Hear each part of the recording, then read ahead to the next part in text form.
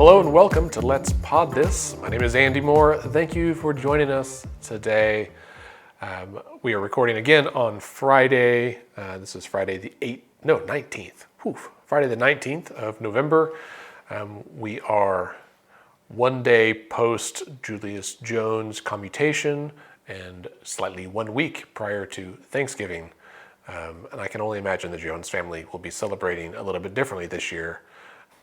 Now, joining me, of course, today is my co-host, Dr. Scott Melson. Hello, sir. What's up, dude? Scott, it's good to see you. Thanks for inviting me into your home to record today. Yeah, I'm glad you're here. I'll tell you, I'm a little scared. Of me in your house? Yeah, I'm a little frightened because, we've been doing this show now for something like 3 years. But I was not aware until recently that when I sit across the table from you, I'm sitting across the table from a partisan political mercenary. And I don't know exactly what that means, but it sounds like someone I should be afraid of. It sounds like someone who gets paid a lot more than I do, if I'm totally honest. Partisan political mercenary is that's quite the title. I would say it could be argued that I'm a bipartisan political mercenary in that that some of my work spans the political continuum. Maybe it's not necessarily nonpartisan. We'll say omnipartisan, cross-partisan. Omnipartisan gives you an aura of all powerfulness as well. Well, so if there's one thing I have, it's complete power. An omnipartisan political mercenary. So that sounds nice. But no, I'm doing well. Good things. Because there's some good things happening. As of today, the FDA has approved boosters, Pfizer, Moderna boosters for all adults. And I believe the CDC has now officially concurred with that recommendation. So if you are an adult over the age of 18 and you are 6 months past your second coronavirus vaccination, you are now eligible to go get a third coronavirus vaccination. And that is a good thing. And it's a good thing because there has been a 135% increases in COVID cases in Oklahoma over the last week. Hospitalizations are ticking up. Deaths are ticking up as well. The winter surge, there's going to be a winter surge. Mm-hmm. It has arrived. And as has been the case for about 11 months now, the best way to protect yourself and those you love is to get vaccinated. So if you haven't, please, I'll quote Lennon and McCartney there. Please, go get your vaccine. That's how the song went, I think. Yeah. I got my booster a week ago today, and feel great. I had a sore arm and felt a little blah for about 2 hours. Took some ibuprofen and rallied. And I got Moderna, in case people are curious. That's the one I've had for all 3 shots. One thing that is actually interesting, they have also given the go-ahead to the kind of the mix and match, the chutes and ladders version of the vaccine. So if you originally got Pfizer, you can get a booster with Moderna. If you originally got Moderna, you can get a booster with Pfizer. And actually, if you got Johnson & Johnson, you can get either one. I will say, if you've got Johnson & Johnson, I would absolutely recommend that you get another dose from one of the mRNA vaccines. Yeah. There could be an effort to give boosters to people in second and third floor apartments. It would be called shots and ladders. Oh, that's nice. That's solid. We should, you know what? Can we write that down on our idea journal? Yeah, there we go. We'll put that. I like the idea that we have an idea journal. We do. The thing is, we do. It's not a joke. That's true. We do. It's under the heading Secret Project. That's right. Yes. Yeah. Well, it is a big deal. And just to reframe, because Scott, you said 135%, which is correct. Also, just to reframe that, though, that's double, right? 100% means it doubled. Yeah. And then 35, so it's doubled and then another third on top of that. Yeah. It's funny is that I saw, not funny, haha, but I did see earlier in the week a graphic from the state of Michigan about the surge up there. And it looks like they're a couple of weeks ahead of us probably, which makes sense. Colder climate, more indoors, all that. And I was like, oh man, that's not good. And I almost sent it to you and I didn't for whatever reason. And then, I don't think I did. But anyway, I saw the other day that our rates are going up and that had the highest rate of increase in the country. Yeah. And so I texted a friend of the pod, former Oklahoman, now Michigander, Grant Herms, right? And I said, man, we beat you again. You guys are going to have to keep trying up there. And he was like, it's so bad, man. Plus, Michigan had that big outbreak of the flu at the University of Michigan campus. Which, again, you can prevent with flu shots. So just for some real numbers, and this is data that's coming from the New York Times COVID dashboard. So this is for Oklahoma. This is for all counties in Oklahoma. On November the 11th, 2021, our 7-day average was 437 cases. That would be, I think, 7 days ago, right? 8 days ago, something like that. November the 18th, well, that'd be November the 18th. They've not updated yet for today. The New York Times, this is November 18th, 7-day average is 992. So 437 to 992. So that's basically 1,000 new people every day. Yeah. It's not great, Bob. Not great, Bob. It's not great. No, indeed. All right, listeners, if you haven't got your booster, please do so. Also, and for the love, if you haven't gotten your first shot, please do that too. Right. Also, how did you listen to us for a whole year bitch about this every week and not get your shot? That is a very reasonable If you didn't get your shot, let us know. We're going to come over, put a bag over your head, and take you somewhere for a shot. And then, obviously, I think it bears mentioning that, the normal things. Wash your hands, wear masks when you can, like when you're in public. If you haven't had COVID recently, you've probably had this non-COVID, non-strep sinus infection that's going around. Dude, it's freaking miserable, and everybody's got it. Yeah. I mean, my daughter had it. My wife has had it for 2 weeks. She stayed home from work several days, which she never does. She went to the doctor, a couple of times, had 3 COVID tests, and the doctor basically at the end was just like, yep, here's some antibiotics, keep waiting, drink, do a sinus rinse, do those kind of things. Sinus rinse. I had a new patient today, this older lady, and she was there with her son, and I walked in the room, and as I'm walking in the room, she's like coughing up a lung, and I'm like, hi, what's going on? How are you? She's like, oh, I'm doing pretty good. I was like, how long you had that cough? And she told me it's for several days, and she went to urgent care earlier this week, and I said, did they check for COVID? And she's like, no, I don't think so. And her son was like, I mean, she went to the urgent care, but I don't think they swabbed her. She didn't really have any COVID symptoms. And I was like, besides a cough. She just about hacked up like I was like, you mean other than that cough? And he was like, well, yeah, I guess you're right. I was like, yeah. That's the thing. That a cough is in fact a COVID symptom. Yeah. I don't know what it was though. She literally didn't cough the whole rest of the time I was in the room. So maybe it's just you. Maybe it's a one-off. A Melson allergy. I mean, some people have it. Yeah, that's true. Speaking of things I'm allergic to, let's talk about redistricting. That sounds nice. I like what you did there. And so earlier today's, as we said, Friday, the Senate passed the congressional maps. The House passed it earlier this week. So as I think I mentioned last week, this week is special session. They came in, they left, it's all done. And they did exactly what we expected them to. Monday was first reading of the bills in each chamber. Tuesday was committees in each chamber. Wednesday was floor in each chamber, and the bills crossed, and also then first reading in the opposite chamber. Thursday, committees in opposite chamber, and Friday today was floor in opposite chamber. All the bills passed. Well, the House map, the Senate map, and the congressional map all passed and are headed to the governor's desk. Along the way, some other things happened. The Senate caucus, in both the House and the Senate, held a press conference on Monday at which they announced they were filing some bills in special session that were directed at redistricting. So that was within the purview of the call. One bill was an alternative congressional map. It turns out the Democrats liked my map that we'd submitted and proposed that. They said, this is a better map, which I agree. They didn't draw their own, so that was, I think, by de facto existence then. Like, there was the Republican map and the other map, which happened to be ours, and thus got co-opted or co-branded by the Democrats. I'm honored that any politician thought our map was good because we didn't ask any politicians for input, so that's fair. That map didn't go anywhere. And then also Representative Andy Fugate from Del City proposed a bill that would create an independent redistricting commission.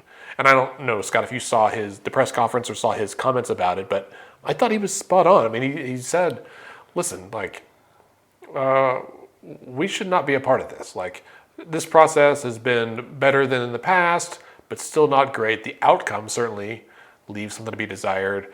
What we should do is send this to a vote of the people, because it was a joint resolution, right? Send it to a vote of the people to let them approve it to be an independent commission that would be used in 10 years from now and for the next time. Because I guess virtually no one who's in office right now will be there the next time they draw maps, and certainly not when those maps go into effect. Yeah, and I want to say a couple things about process. So first, as we're sitting here talking about, the legislature approving the maps and looking forward to session, I think it'd be really cool if we could put a button on the soundboard, which is just somebody saying "those bastards," and then we just press that on our soundboard. On our soundboard, yeah. We can just press it whenever we feel like it's appropriate, because I would have just pressed it several times. I think talking about the process, Representative Martinez and Senator Paxton, they have kept repeating over and over and over, and leadership has echoed this, that this process has been the most transparent in state history in terms of how they came up with the maps. And I think that, to their credit, I think that there are elements of that statement that is true. They had a number of town halls. They made these town halls, they were available to attend in person or over Zoom. The public was allowed to submit maps. They published maps that were submitted by the public. There was a ton of public comment, or at least a ton of opportunity for public comment prior to the actual drawing of the maps. Yeah, they did it a year ago. Yeah. However, there's a big semicolon, right? This is not comma, however. This is semicolon, however, like it's a new clause. You know how much opportunity there was for public comment after they proposed, after they showed the map that they had drawn, that they intended to adopt into law? How much, Scott? That'd be zero. That's over. There was no public comment allowed or solicited or accepted after they had made their map public. And every time that was brought up, and it was brought up to Senator Paxton and Representative Martinez several times, and said, well, that's not really the time for that. We asked for public input, but basically their response was, we get to draw the maps. We asked for the public's input. The public gave us input. We've done our job. We drew the maps that we wanted, and we don't have to ask the public what they think about them. You know what's even more egregious, since we're bitching about this, today in the Oklahoman there are I'll say dueling op-eds, right? One's from me. I'll be honest. The other one is from T.W. Shannon, right? Former Speaker of the House, and was he in Congress too? No, he was never in Congress. Okay, just former Speaker of the Oklahoma House. Yeah, and someone who was paid by the legislature. This does not get mentioned often, right? That he was actually paid $6,250 a month for I don't know how long. The last year and a half, however long we've been working on this, 2.5 years. That's more money than I make. That's a lot of money. It's taxpayer money, but it's not disclosed because it's from the Legislative Services Bureau, so it's not subject to open records. Their slush fund. That's right, exactly right. So anyway, his op-ed, the title of it was something like "Democrats hate maps and hate people in rural areas," or something along those lines. It was pretty. You can look it up now. It's pretty egregious. And just honestly comical. Like, he tries to lay blame on the Democrats, and I think on me, and people not politicians, which is I will say, shout out to all of our volunteers for people not politicians. There have been hundreds of people that have put in hours of time over the last 2.5 years, put in their hard-earned money to donate it to fund this movement, and for them to dismiss them as one, out-of-state people, two, people who hate people in rural areas. If I could go, I may go around and get permission from all of our rural volunteers to let me put their name on a letter and send it to them, because it's just rude, right? Like, you absolutely should do that. And I think in fact, I had a call today with a gentleman in Muskogee talking about the maps and how dissatisfied he is with how it turned out. His district's fine. It's not changing. The second district is what it is, but he was really upset with the process and the final outcome. Yeah, T.W. Shannon's op-ed is titled, "Do Democrats Hate the Maps or the people in rural areas?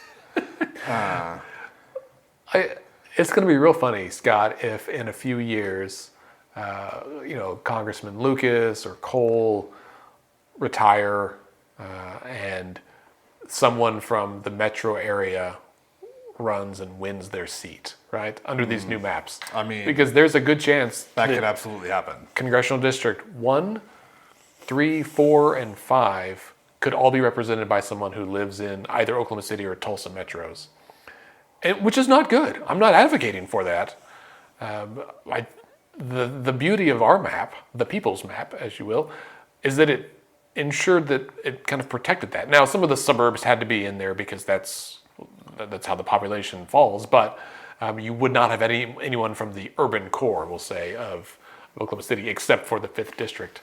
And so, of course, the flip side is true as well, is that under the map that they have adopted, both metro areas could be controlled by a member of Congress who does not live in the metro area. Mm-hmm. More difficult in the 1st district by Tulsa because they made that district more compact, but someone out in like rural Wagner County could still serve in that seat. The legislature was not the only crew in town that passed some ginned up maps this week. Oklahoma Board of County Commissioners met yesterday and adopted a new map. They had a meeting earlier this week where a proposed map was put forward that would pretty dramatically alter the borders of the current congressional districts. So county commissioner districts. County commissioner districts. Thank you. That would have essentially dramatically reduced the area and road mileage for District 1, right? Yep. Dramatically expanded the road mileage and square mileage for District 3, and then made some changes to District 2. There was quite some outcry. District 3 currently represented by Kevin Calvi, District 1 represented by Carrie Blumert, and District 2 represented by Brian Mon. What these maps would have done in their proposed form on Monday, because the county commissioners' funding is divided up by road miles, District 1 would have ended up with 60 road miles, District 3 would have ended up like 320 road miles, mm-hmm. and District 2 would have had about 180 miles. Right now, each district has about 200 road miles, and they split the funding equally. So this would have resulted in a dramatic reduction in funding for District 1, a dramatic increase in funding for District 3, and left District 2 roughly the same, slightly less than it is now. The reasoning for this map apparently had nothing to do with trying to, punish Carrie Blumert for standing up to Kevin Calvi for numerous things. There's no reason to think that was the reason for this proposed map. Mr. Calvi, who again said that he had nothing to do with the drawing of the maps and that it doesn't benefit him anyway because he's running for DA, which isn't terrifying at all. He said this was to essentially try and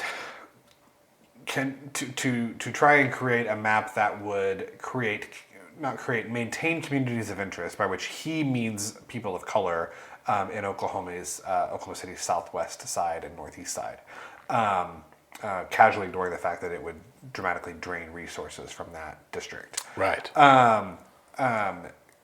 Commissioner Mon and Commissioner Blumert actually pushed back pretty hard on this. Commissioner Blumert in particular, they adjourned and kind of said they would come up with some alternatives.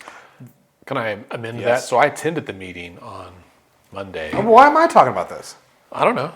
I like it. It's nice hearing about it. It was a good meeting. So they had Keith Beal, who's the Senate staffer who ran redistricting. They outsourced the map drawing to the state legislature rather than doing it with their own staff. Which is what they normally do, right? I think so, yeah. I mean, they could have just done it and probably saved people's time and money. Sure. But they'd like to have things align, right, and do it behind closed doors. Because, again, if the legislature does it, we can't know about it because it's not open to open records. Uh-huh. So Keith zoomed in to the county commissioners meeting, presented the map that he drew according to how he was instructed, but then they did some live tweaking. So Commissioner Blumert was like, well, what about this and that? So her and Mon kind of went back and forth. Calvi was very quiet.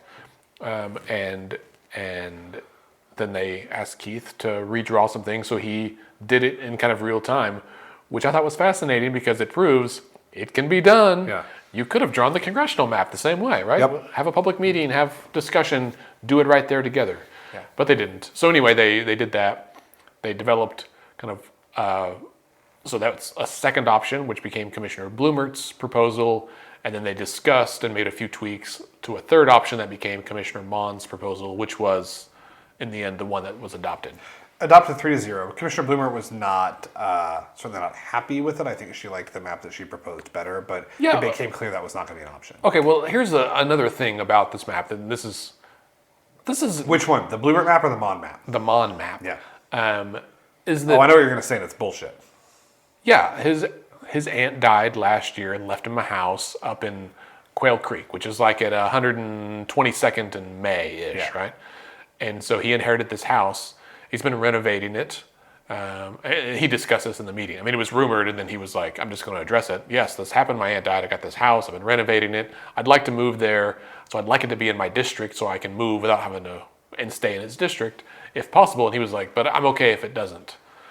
But that's how it ended up, right? Of course. Yeah. And I left the meeting thinking, wait a second. So we're drawing county commissioner lines because this guy happened to inherit a house, Yeah. right? Like, what if he had inherited that house next year? Right.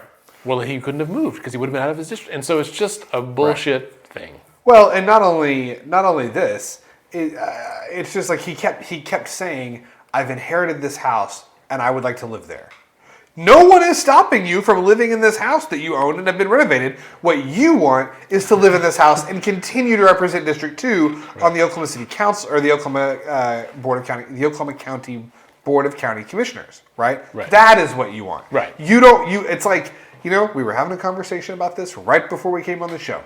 You want to have your cake and eat it too. You want to live in this house that was bequeathed to you, which we should all be so lucky, right? But like, you should live in this house that was given. You want to live in this house that was given to you, but you also don't want to have to give up any of these other things that are important to you, right? You want to the idea that is like what we're using to draw the districts is just like.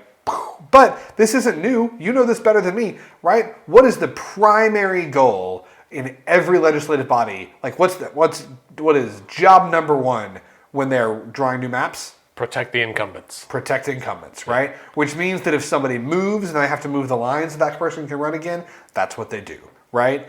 And like, that is just, there should be a law that says you cannot take that into account, right? Like, there should be a law that says you can't do that. There's a law that's been proposed in Congress that just have not got there. So, Well, Well, anyway, that's so we ended up with the compromise map essentially, right? so anyway, I don't. Do we have the those bastards button yet? We don't have that yet. We can. Those bastards. There you go. We'll just, I'll edit that out and then we'll use it. We should make a funny voice of it though, like those bastards. Yeah, something. All right. Well, also, I guess this was this week. I think it was earlier in the week. And we may have talked about this in a previous episode, but there's a federal vaccine mandate for the military, which applies to all branches of the military, including the Coast Guard and the National Guard. The National Guard happens to be based in states. Now, of course, here in Oklahoma, Governor Stitt said, "No way. These are my troops. They don't have to be vaccinated." With a couple of pro quos on that, like, they don't have to be vaccinated. Unless they're in federal service, they get called up, or they're doing anything federal, or they're traveling outside the state. So it's like, if you're the National Guard and you stay within state boundaries, he thought, you don't have to do it.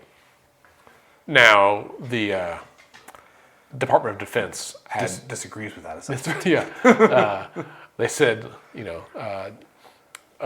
listen, Honorable Governor J. Kevin Stitt, actually, they're part of the military, and part of the readiness is that they're vaccinated against a whole slew of things, including anthrax and all kinds of bullshit that you and I are not vaccinated against. And they got to be vaccinated against COVID, because what if in your state there in Oklahoma, which is prone to natural disasters of various sorts, what if they have to be activated and they are not ready, right? Or they get activated and then COVID works its way through the unit and really knocks out a bunch of troops. You're in dire straits.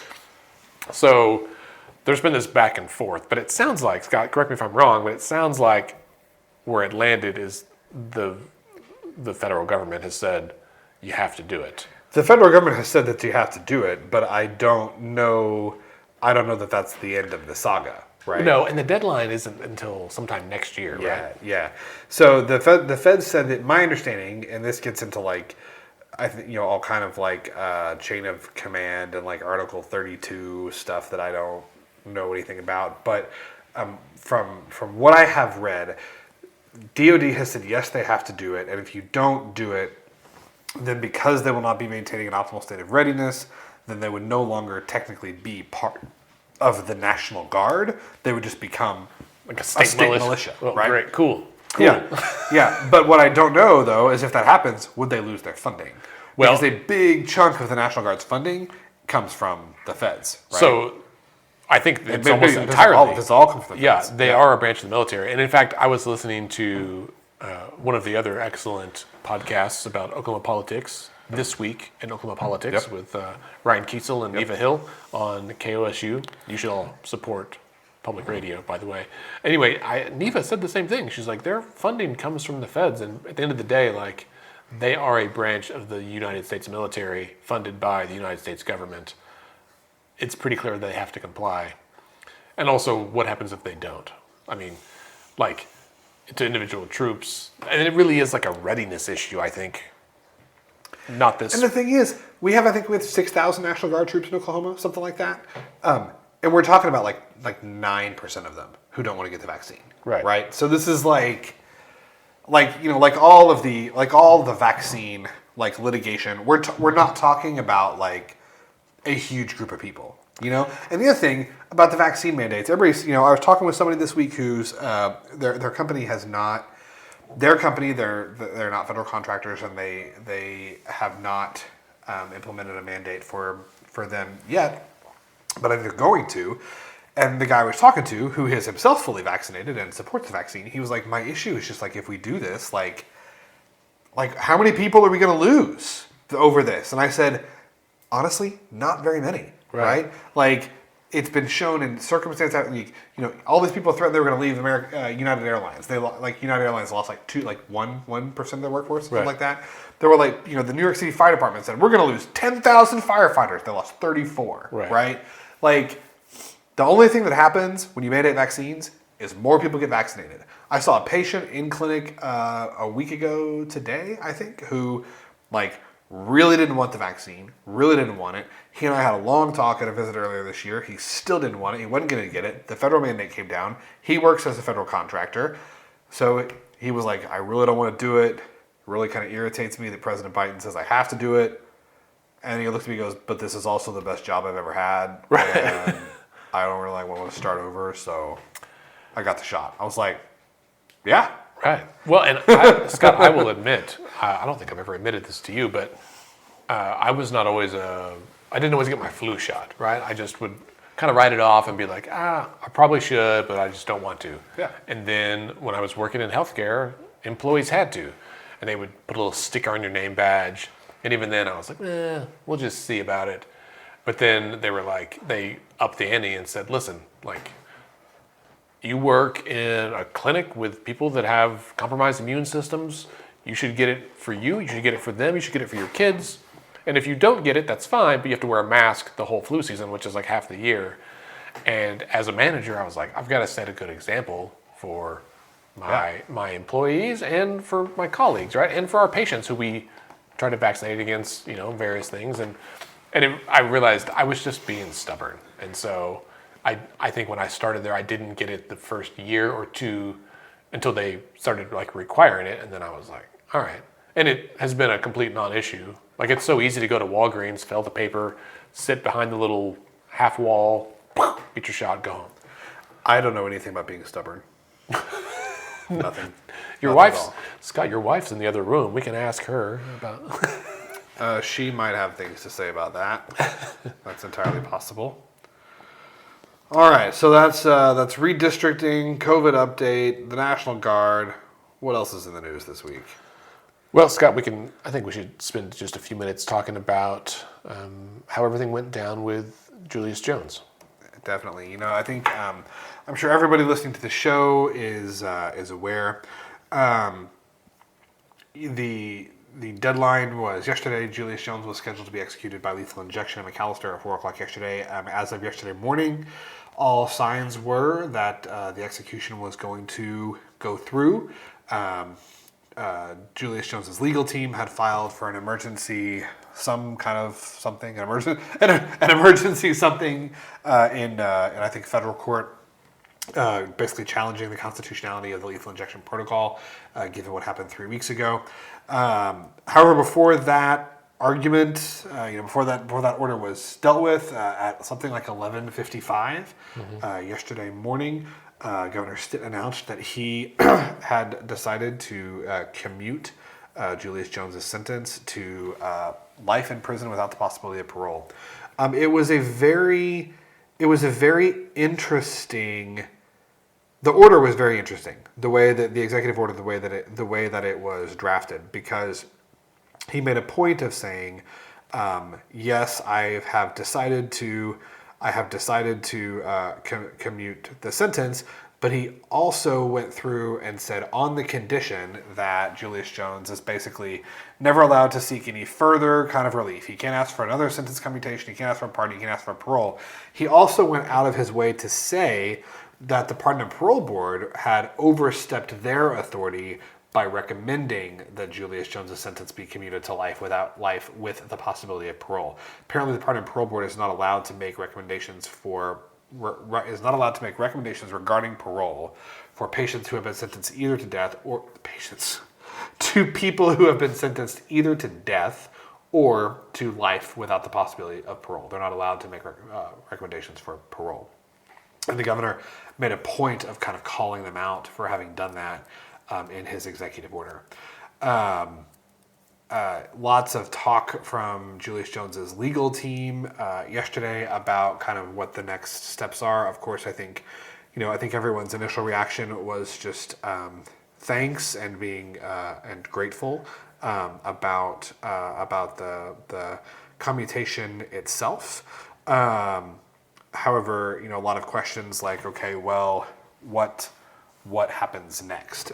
It is true that the governor does have the power to place conditions upon sentence commutations. Like that is something that he has the ability to do, and so it seems that the governor placing those conditions on Julius Jones in his order, that does have the force of law and would stand unless it's modified by a governor in the future. However, and this is a legal question that I don't know the answer to, I don't know, unless there is a change in Oklahoma law, I don't know that his sentence can be modified further in the future.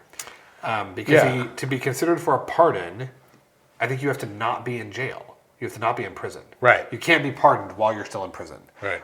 And he will never be out of prison, so he will never be eligible to be considered for a pardon. Mm-hmm. And he can't apply for another sentence commutation to the Pardon and Parole Board.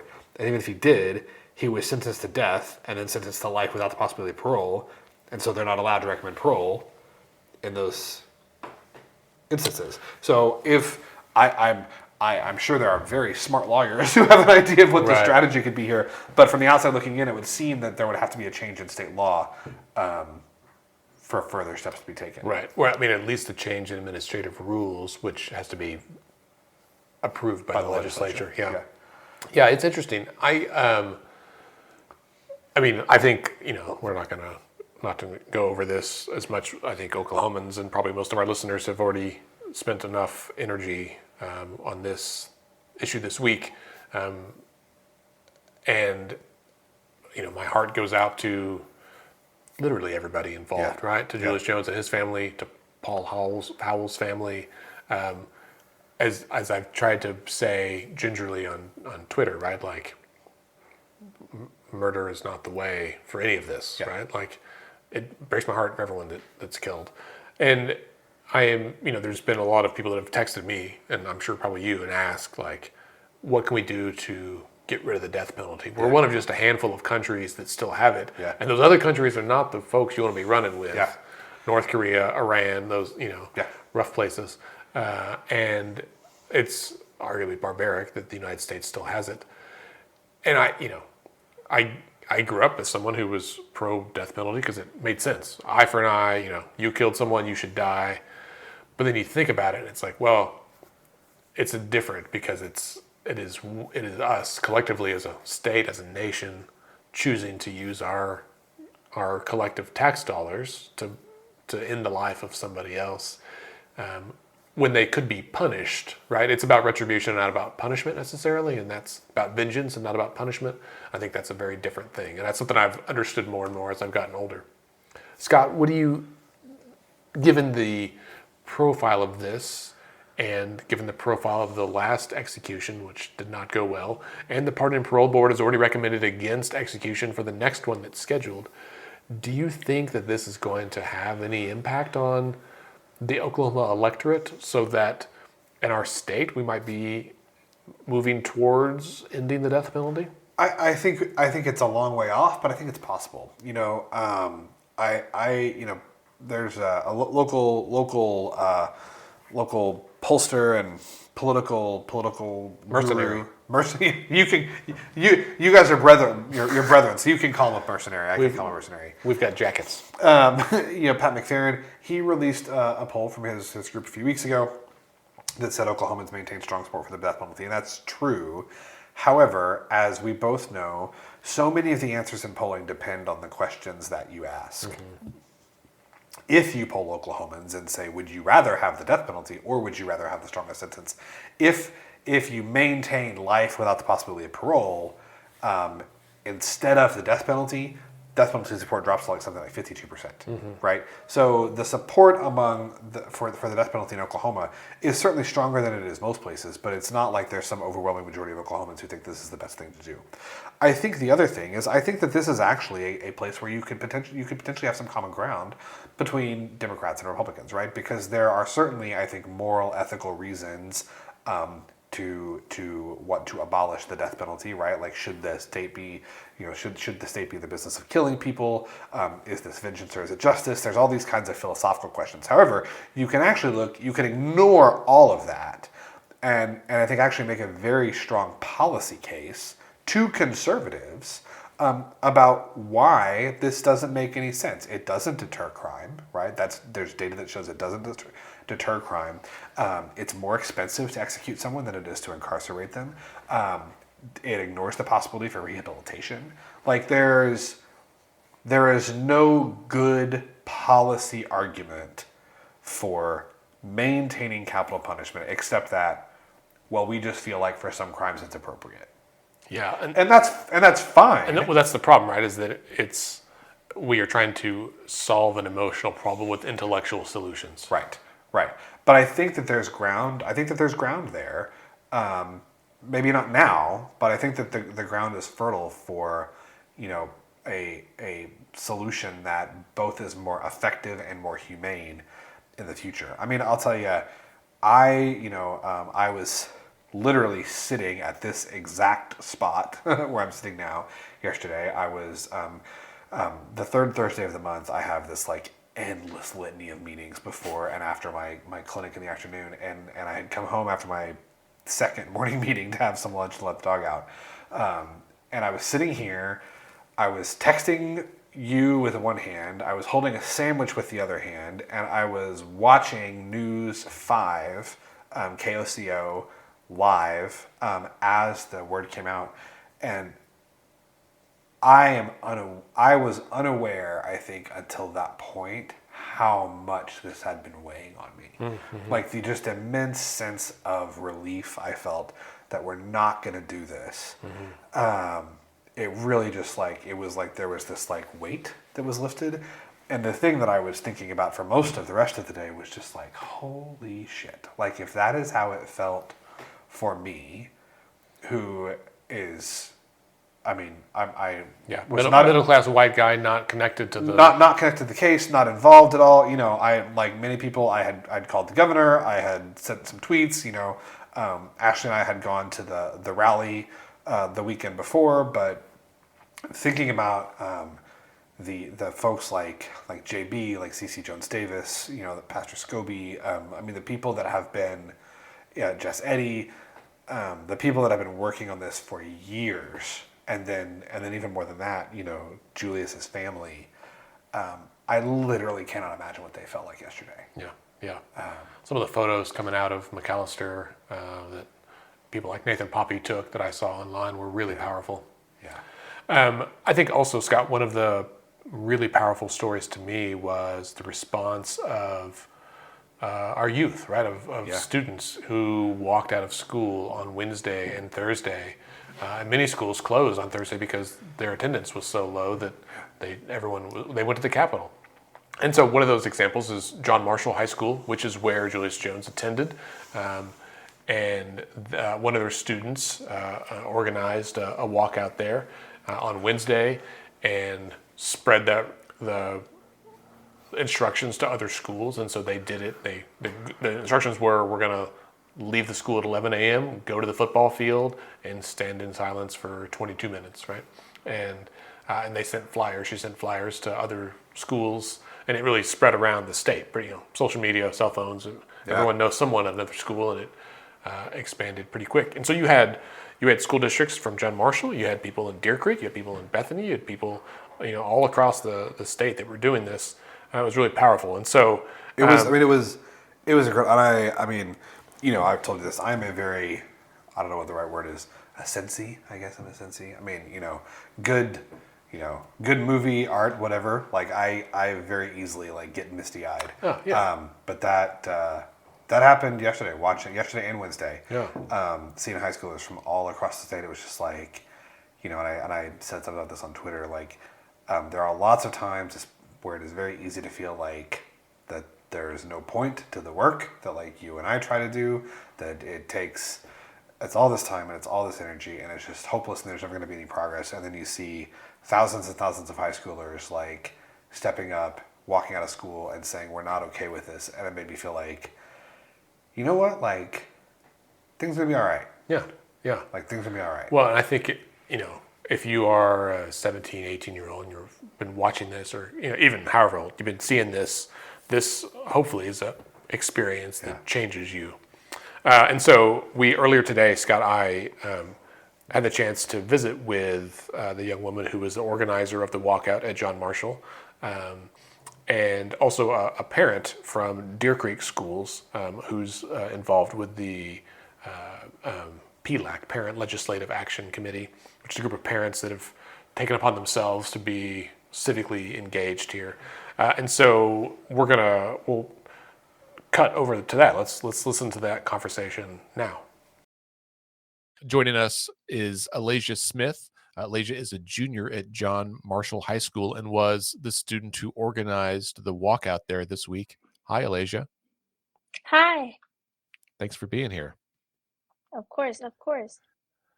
Also joining us is Erin Brewer. Erin is a parent in the Deer Creek School District, and she's also involved with the Parent Legislative Action Committee. Is that the right That's correct. phrase? Yeah. PLAC? Or PLAC or PLAC, all of those names. There we go. Well, thanks for being here, Erin. Thanks for having me. Alasia, I want to start with you. So you organized the walkout at John Marshall High School. Tell me a little bit about where did you get the idea and how did you go about even doing that? So I just got a little inspired by hearing his case. I've always been involved for the years that it's been going pretty around, and I got to listen to his story. I heard his story, and it really touched me, especially since he is a John Marshall alumni and he walked our halls. So a week before the walkouts, I just got really inspired, and I said, well, somebody has to use their voice, if no one. And so I was willing to risk it all. So not only my school, but I reached out to all schools, sent the flyer to as many schools as possible, and I said, hey, we're going to walk out in honor of Julius at 11. We're going to go to our home football fields and have a 22 minutes of silence. I let them know that a lot of things are on the line, but the things on the line aren't comparable to Julius's life. Yeah, no, that's exactly right. Now, did you did you have help in your own school? Like, did you have recruit your friends to help out? Did you have any support from administration or teachers that were kind of helping you and getting the word out on this? No, there was no teacher support. It was strictly student led. I'm so sorry. That's a student bill, but it was strictly student led. I recruited uh, 6 other girls. There was a Harding Charter Prep girl and students from Harding Charter Prep, class in SAS, Putnam City West. They all helped me bring my vision to life. Yeah, excellent. Aaron, you have a freshman in Deer Creek schools. Did they participate? Did they have a walkout up there? They did, all the way up here in the suburbs where I don't think people think of us as being particularly diverse. The students at Deer Creek High School also joined and walked out. And I was, as a parent, I was thrilled to watch all the kids across the city walking out in support of Julius Jones. I thought it was really cool. That's cool. I have some nieces and nephews that attend school in Bethany, and I got texts that they were going to walk out over there, and my dad actually went up there to walk with them and took some video and sent to me. So it was really exciting to see that happen across the city, and well, arguably across the state. Uh, Alasia, for you, what was it like to be there, to participate, and to be on that football field? It was super powerful. I wasn't prepared for how powerful it would feel. His best friend came and gave a speech, Jimmy Lawson, and that especially had a huge impact on our students. Our students really got to understand how severe the situation is and really get to understand that he did walk our halls and he was one of us. And so for me, I just felt so accomplished and happy to be a part of something so big and so special. Were you all still on the football field or outside when the news broke that the governor had changed his sentence? So we walked out on Wednesday. Thursday, well, yes, Thursday, I was at the Capitol. But our students decided to not go to school the next day if Stitt didn't answer us. And so that's how that came about. Pretty much attendance was low that next day because all of us, well, majority of us were at the Capitol that day. And that's where we were when we found out. Okay. Well, I'll change my question then. What was it like for you to be at the Capitol then when that news came out? Way, way, way so much more powerful than just being, because you have all different types of people from all different types of places, different schools, different preachers. There's like people who are off the streets who came to support Julius, people who know little to nothing. There was just a bunch of different types of people, and it was so powerful and so special and really emotional, especially because as we found out, we were praying, we were in prayer, we were singing, and then someone just randomly yelled out like he commuted it, and we were all just really celebrating and really happy and emotional. Yeah. Yeah. Aaron, I understand your child wasn't able to walk out because they were in a Spanish test, right? Um, and sometimes that's the way it goes, right? Like I was unable to attend some events this week because I had other obligations. As heartbreaking as that is, have you talked to your children about what happened this week and how have they connected to it? Yeah, it's been interesting. So my son's a freshman, he's 15, and my daughter's 13, and they've both been very compelled by this story and moved by the situation. And my son was really upset that he was in the middle of this test when their students decided to walk out. I don't think that they had as organized a plan as Alasia did at her school. So it was kind of a spur of the moment. And he was texting me about, it's going to happen any minute. It's going to happen any minute. And then he was in the middle of a test and he couldn't go. But there is something powerful, I think, in these students, even young students, who recognize that they have a part to play in affecting the decisions of our leaders. And I think that when you all collectively act, it's really beautiful and it's inspiring to the rest of us. Yeah, Alasia, it sounds like Deer Creek schools need some grassroots organizing done up there so they know how to do these kind of events in the future. And speaking of the future, Alasia, how has your experience this week changed you? And how has it changed or affected your relationship, I'll say, to politics and just to community organizing in general?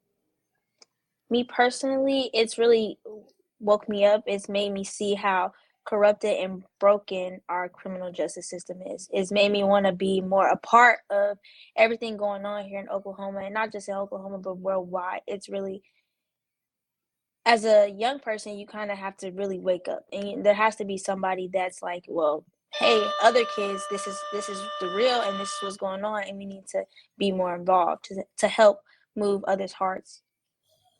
Aaron, have your children expressed some kind of similar sentiment?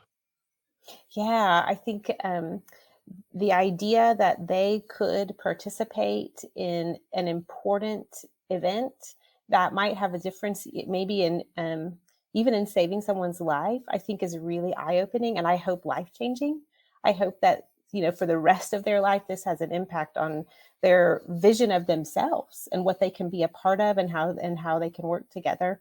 They grew up with me employing folks who were transitioning out of the criminal justice system in a business that we owned in Bricktown. It's not open anymore, but that experience totally changed me and helped me realize how broken our justice system is and the reform that is needed. And Julius is a terrible example of how things can go terribly wrong. And so we are thankful for what happened yesterday. We're thankful for these students who stepped up.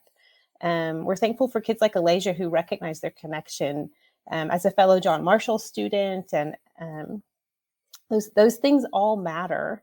And it takes all of us, and it takes incremental action, and it takes time, but we can change the system. Yeah, that's right.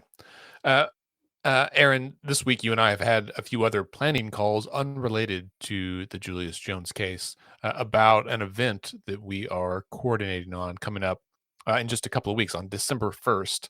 That's a film screening or a watch party, if you will. Do you want to tell our listeners a little bit about that? I would love to, because I'm really eager to get to watch this documentary. So there's been so much conversation recently about public school in general, but also the way we're talking about history and the things that we are allowing our students to discuss and to process. And I think parents like me have a lot of questions. I think history class looks really different for kids today than it did when we were students. And I think it should, but I think that is also causing some folks to have some concern and some fear. And so I believe this watch party is going to give us an opportunity to see what's happening in real life in classrooms across our country as they talk about the Civil War and slavery and what we look like today because of our history. And I think it's going to give us a great opportunity to talk about how our schools should be engaging with our students on these really hard topics. So I'm really looking forward to it. I hope people will join us. Yeah, and so this event is a watch party or a screening of a documentary called Civil War, subtitle, or Who Do We Think We Are? And it's a documentary from executive producer Brad Pitt, a native Oklahoman, or at least someone who has connections to Oklahoma. I feel like anyone who walks through our state, we try to claim as our own. But regardless, the film is it's from NBC Films, and it's about how the Civil War is taught differently across the United States, right? So depending on where you grow up, you may get a different version of history, and that I think is concerning, right? Because there's some semblance of truth in history here, and we want to present. I think everybody wants our schools to teach truth, right? Like in history, in mathematics, in science, whatever it is. And so for this event, the Civil War being a uniquely American experience, an American event, something that's so um, I don't know, misconstrued or is taught so differently. I've seen the film; it's very compelling. It doesn't really push any like specific narrative about the war. It really talks about how we teach it and maybe why that is. So I'm looking forward to it as well. Listeners, that event will be on December 1st at 6 p.m. at the Tower Theater in Oklahoma City. You can go to our website, letsfixthis.org, or our social media feeds and find links to register. It's free, but seats are limited. We expect it'll be pretty crowded. So be sure to reserve your seats and invite your friends as soon as you can. Um, Before we go, Alasia, I had one more question for you. And that question is for anyone else. I think most of our listeners are adults, but I know many of them listen to this in the car with their kids. And so, if for the kids out there who might be listening to this, what is your advice or your words of encouragement for them who may have seen the events of this week and are also inspired to be more active in the future? What would you say to them? If there's any kids listening, I just want to let you know that if you take a stand, others will follow. There's always someone watching you. There's always someone who's going to be like, oh, maybe she is doing the right thing, and they're definitely going to follow you. Never be scared to speak up for yourself, even if it makes an adult mad, even if it makes we took the risk of making Stitt upset and adding, results or like adding fuel to the fire in a way. But, we had to risk that. So take a stand, even if it's going to make adults mad, your friends mad. Stand up for what's right, educate yourself, and be the heartbeat of your school or your city, or just make a difference and really put your personality out there to know that you're going to stand up and you're not going to back down no matter what. That's excellent. Thank you so much for being here, Alasia. Thank you. Aaron, thank you as well. I enjoyed it. Thanks. All right, and that brings us to the end of our episode. Scott, thanks for being here today. Always. Special thanks to Alasia Smith and Aaron Brewer for that conversation about their involvement, their exposure to efforts among youth to advocate for life this week. Very powerful stuff. And I think Alasia's comments at the end there highlight what we say at the end of every episode, and that is decisions are made by those who show up. And listeners, I hope you will find ways to show up this week. As a quick note, we will be off next week for the Thanksgiving holiday, but we'll resume back on December 3rd. In the meantime, hug your friends, hug your loved ones, get boosted if you haven't already, and watch a good episode of The West Wing, man, right? It's on right now. Are you watching it already? Oh, hot dog, it's on in the other room. What kind of day has it been? That's an appropriate episode. All right, folks, have a good week.